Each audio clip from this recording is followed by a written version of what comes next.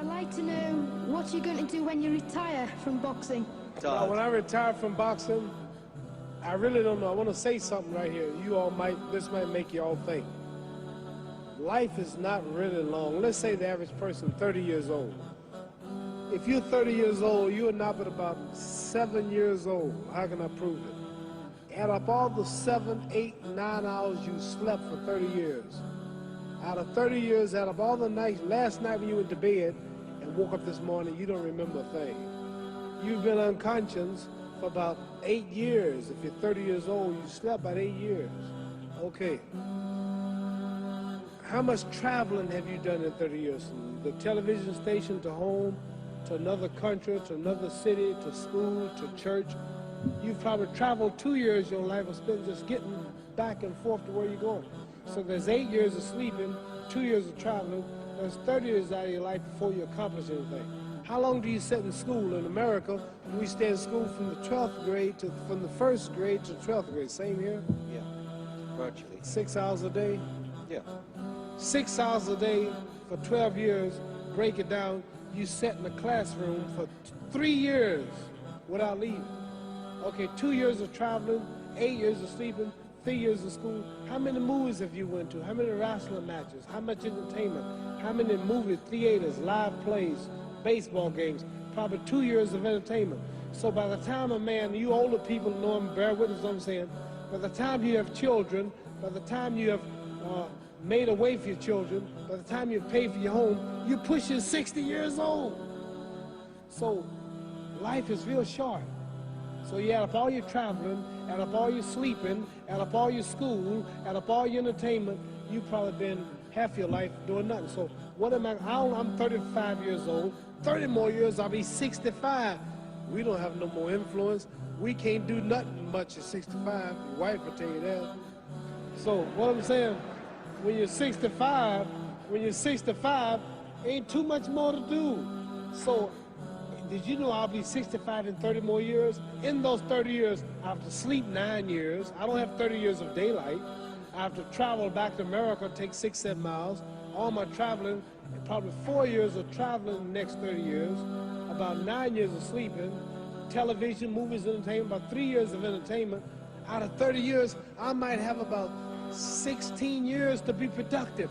So it's how we can all break individual lives down. What am I going to do in the next 16 years? What's the best thing I can do? Get ready to meet God. Going in real estate, going in business, teaching boxers, that won't get me to heaven. How many here believe there's a supreme being, believe there's a God? How many believe there's some power that made the sun, the moon, the stars? How many believe that this stuff didn't just come out here? Somebody wiser than us made it. How many believe there's a God? How many believe there's not a God? All right. Believe there's not a God. All right. If I told you who don't believe in God, if I told you that this glass sprang into existence, this glass made itself, no man made this glass, would you believe it? Would you believe if I just told you this thing made itself? No. When I tell you, you wouldn't believe it, right? No, somebody's doubting it, yeah, so I'm giving you the answer. That's she wouldn't believe it. If I told her this television station popped into existence, it just, no man made it. You said Muhammad Ali's crazy. All right. Well, if this glass can't make itself, if I told you those clothes you have on wove themselves, nobody created them, those clothes made themselves, you wouldn't believe it. But if your clothes didn't make itself, if that glass couldn't make itself, if this building didn't make itself, then how did the moon get out there? How did the stars and Jupiter, Neptune and Mars and the sun, how did nature, how did all this come here if didn't know why is something planning to make it? So what I'm saying is, I believe that we're going to be judged. Should a man like Hitler kill all the Jews and get away with it? Somebody should punish him. Maybe he get it, don't get it now, he get it when he died, in hell for eternity. So what I'm going to do when I get out of boxing is to get myself ready to meet God, because my plane might blow up. Don't planes blow up in this country sometime and crash? Don't people die every day? Not every day. It's a scary thing to think that I'm going to hell to burn eternally forever. So what am I going to do? The reason I'm taking I'm explaining what you asked me a question. You ask me questions I can't just answer like that. when I get out of boxing or when I'm through, I'm going to do all I can to help people. That's why I'm here with Johnny Walker. Here's a poor man, came all the way to America. Here's a bunch of boys need some money, and somebody is calling me to help them. God is watching me. God don't praise me because I beat Joe Frazier. God don't give nothing about Joe Frazier. God don't care nothing about England or America as far as your wealth is all his. He wants to know, how do we treat each other? How do we help each other? So I'm going to dedicate my life to using my name and popularity, helping charities, helping people, uniting people, bring people bumming each other because of religious beliefs. We need somebody in the world to help us make peace. So when I die, if there's a heaven, I want to see it. Because we live how long? 80 years? The odds are everybody in this room, some of you are going to be dead 20 years from now, some of you are going to be dead 50 years from now, some are going to be dead 30, and some are going to be dead 60, 70 years from now. We all going to die soon. And if you live to be, say, 125 years old, which we don't do, right? Let's say we live to be 250, and you can have sex for 145 of those years. You're going to come to the end after that.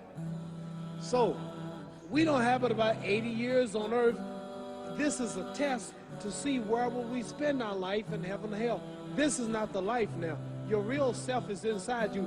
Your body gets old. Some of you go to look at the fridge, you don't have no teeth. Your hair is leaving you. Your bodies get tired. But your soul and your spirit never die. That's going to live forever. So your body is just housing your soul and spirit. So God is testing us on how we treat each other, how we live, to see where our real home be in heaven. So this physical stuff don't last for so long. So my car, this building is going to be here when the man who built it dead. There have been many kings and queens of England. They're all dead. After this one is gone, another one will come. So we don't stay here. We're just trustees. We don't own nothing. Even your children are not yours. If you think I'm lying, your wife is not yours. You die and come back a year later and go slip in your bedroom and see if your wife is by herself. See, you don't own your wife. You don't own I divorced my wife, you may have read about it, and my 4 children, they call another man daddy now. They don't see me no more. You don't own your children. You don't own your family. So what am I saying? The most important thing about life is what's going to happen when you die. Are you going to go to heaven or hell? And that's eternity. How long is eternity? Let's imagine. Take the Sahara Desert. There's a lot of sand on the Sahara Desert, right? Then imagine that 1 grain of sand represents 1,000 years, and when you're in hell burning, when you die and go to hell, you're going to burn forever and ever, no end. How long is that? Give you an idea how long eternity is. Take the Sahara Desert, and I told you to wait 1,000 years. And every 1,000 years, I want you to pick up a grain of sand until the desert is empty. Okay, wait 1,000 years, pick up. Wait another 1,000 years before you get the next grain. Keep that up until there's no more sand in the desert. Whew. You know how long America's not but 200 years old. We got 800 more years to go before 1,000. So it just scares me to think that I'm going to die one day and go to hell. I'm on an airplane that might blow up. I'm always traveling. And to go to hell and God is going to judge my soul. The police, I might kill people. I might rob people. The authorities might not catch me. The FBI, Scotland Yard might not catch me. But when I die, somebody's watching me and keeping count. And I can't get away. And I'm going to burn forever and ever and ever. I'll go to heaven. So what am I going to do when I'm through fighting? I only have 16 years to be productive. Get myself ready to meet God and go to the best place. Does that make sense? Thank you.